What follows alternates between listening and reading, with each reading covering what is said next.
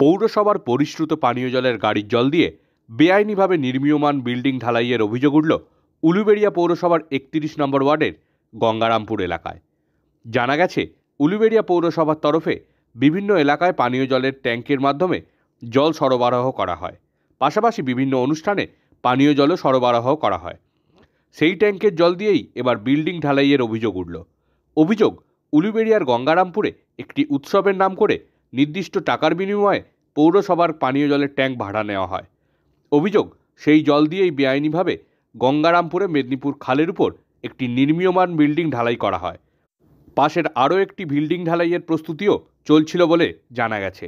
যদিও বিষয়টি নজরে আসতেই ঘটনাস্থলে পৌঁছে কাজ বন্ধ করে অভিযুক্তদের বিরুদ্ধে ব্যবস্থা নেওয়ার নির্দেশ দেন উলুবেড়িয়া পৌরসভার চেয়ারম্যান অভয় দাস। পৌরসভায় এসে বললেন, দাদা আমার বাড়িতে একটা পুজো আছে,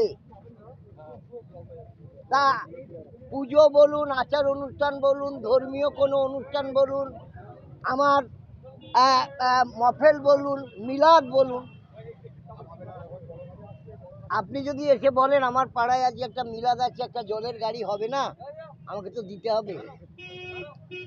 আমি পারমিশন হয়তো দিলাম, কিন্তু যে জল ডিপার্টমেন্ট সে তো দেখে নেবে, সেটাই পৌরসভার এই ডিপার্টমেন্টের সিআইসির সইটা আছে কি না, পৌরসভার ভাইস চেয়ারম্যানের সই আছে কি না, চেয়ারম্যানের সই আছে কি না, সেই ওয়ার্ডের কাউন্সিলর এই ব্যাপারে ওয়াকিবহাল কি না আমি জানলাম না, আমি আপনাকে দিয়ে দেবো, সেটা তো হয় না। জল জীবন। আজকে এই গ্রীষ্মের দাবদাহে মানুষ জলের জন্য হাহাকার করছে।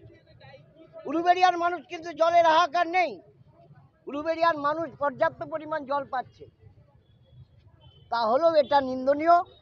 যিনি এটার সঙ্গে যুক্ত পৌরসভার কর্মচারী, তাকে আমরা সাসপেন্ড করে দিয়েছি, অলরেডি স্পটে সাসপেন্ড করে দিয়েছি। এবার আমরা পৌরসভার ঊর্ধ্বতন কর্তৃপক্ষের সঙ্গে কথা বলে আমরা যথোপযুক্ত ব্যবস্থা নেব।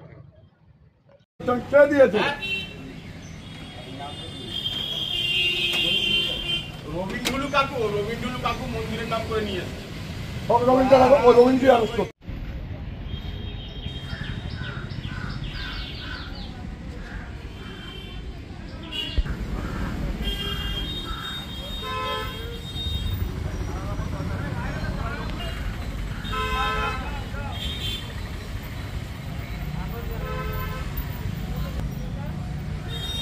ফিল বেড়ে দিস না।